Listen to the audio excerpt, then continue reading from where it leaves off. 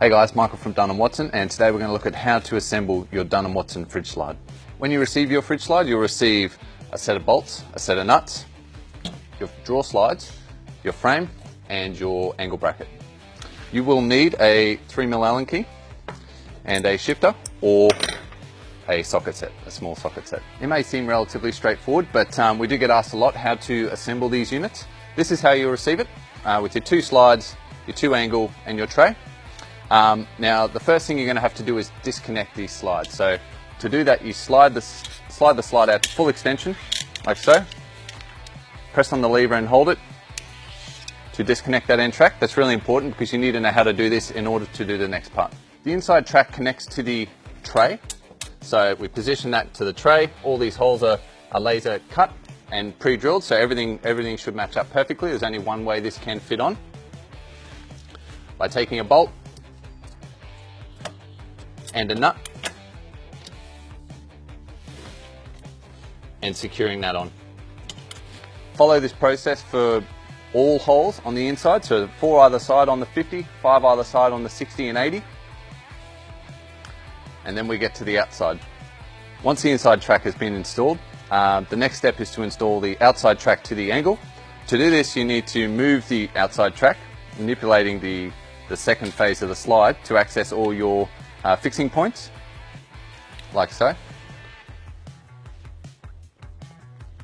By manipulating that track, you should be able to gain access to the front points, the middle points, and the back point sure to be clear. Once this track is mounted to the angle, the next step is to join the 2 pieces.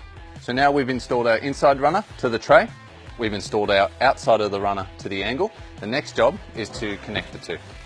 So it's the same operation as before, to disconnect the runner, but in reverse. Something that's really important is we want to keep this carriage to the front so that when it connects it jumps into the carriage straight away, otherwise it can misalign itself. So lining that up with the carriage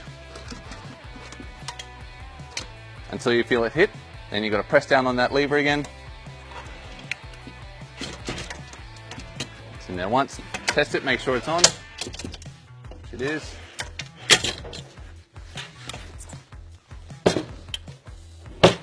We're done.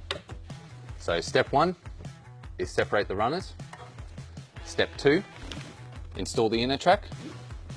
Step 3, install the outer track to the angle. And step 4, reconnect the 2.